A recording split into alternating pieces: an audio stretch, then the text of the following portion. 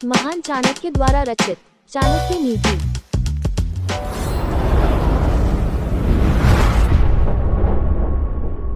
वृथा वृष्टि समुद्रेषु वृथा तुमेषु भोजनम, वृथा दान धनाढ्येषु वृथा दीपो दिवापि च। 16। भावार्थ समुद्र में वर्षा का होना, उसको भोजन कराना, धनी को दान देना, दिन में दीपक जलाना व्यर्थ है। व्याख्या कुछ बातें औचित्यहीन होती हैं, उनका कोई अर्थ नहीं होता। जैसे समुद्र में वर्षा हो तो यह औचित्यहीन है, कारण कि समुद्र तो वैसे ही जल से लबालब भरा होता है, उसकी जलराशि अथाह होती है। उसमें वर्षा की 2-4 बूंदें पड़ जाएंगी तो उसका जल बढ़ नहीं जाएगा। इसी तरह जो व्यक्ति भोजन करके पहले ही तृप्त हो चुका हो, उसे फिर से भोजन कराना या भोजन के लिए पूछना व्यर्थ है। यही बात दान के संदर्भ में है। दान देना ही है तो उसे देना चाहिए जिसे उसकी आवश्यकता है। यदि धनवान व्यक्ति को दान दिया जाता है तो उसके लिए व्यर्थ है, वह तो पहले ही काफी धनवान है। दिन में दीपक का जलाना भी औचित्यहीन, बेतुकी बात है, क्योंकि दिन में तो वैसे ही सूरज का पर्याप्त प्रकाश रहता है। भाव यह है कि जहाँ जिस वस्तु की आवश्यकता है वहाँ उस वस्तु का उपयोग किए जाए तो सार्थक है, अन्यथा व्यर्थ है।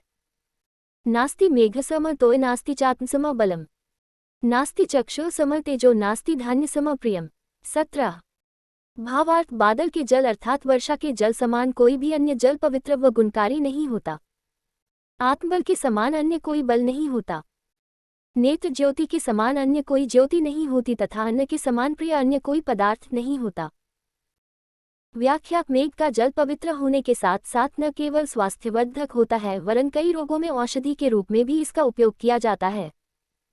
कुछ लोगों के अनुसार अभिचार कर्मों में भी इसका उपयोग होता है। जितने भी बल है उनमें आत्मबल सबसे बड़ा है। आत्मबल का तात्पर्य इच्छाशक्ति समझना चाहिए। इंद्रिय बल एक सीमा के बाद नकारा सिद्ध हो सकता है, लेकिन आत्मबल से संपन्न व्यक्ति कहीं भी किसी भी क्षेत्र में कभी विफल नहीं होता। इसी तरह नेत्र ज्योति समस्त ज्योतियों में महत्वपूर्ण है। यदि किसी व्यक्ति के पास नेत्र ज्योति नहीं है तो उसके लिए यह संसार अंधकार में है। अन्न के समान अन्य कोई प्रिय पदार्थ नहीं है, क्योंकि अन्न से ही नाना प्रकार के व्यंजन तैयार किए जाते हैं। इतना ही नहीं, तृतीय भी केवल अन्न से ही होती है। अधना धनमिच्छन्ति वाचा चैव चतुष्पदाः, मानवाः स्वर्गमिच्छन्ति मोक्षमिच्छन्ति देवताः। 18। भावार्थ निर्धन को धन की कामना होती है, चौपाई पशु को वाणी की कामना होती है, मनुष्य को स्वर्ग की कामना होती है और देवता को मोक्ष की कामना होती है। व्याख्या कामना, चाहना, इच्छा प्रायः सभी की होती है। हर कोई उस वस्तु की कामना करता है जो उसके पास नहीं होती। निर्धन व्यक्ति धन की कामना करता है क्योंकि उसके पास धन का अभाव होता है। पशुओं की कामना बोलने की होती है, अर्थात वे कामना करते हैं कि उनमें भी मनुष्यों की तरह बोलने की क्षमता हो और मनुष्य स्वर्ग की कामना करता है। इसी तरह देवता मोक्ष की कामना करते हैं। लेकिन यह भी तथ्य है कि मोक्ष की प्राप्ति का माध्यम मनुष्य योनि ही है, जो कर्मयोनि कहलाती है।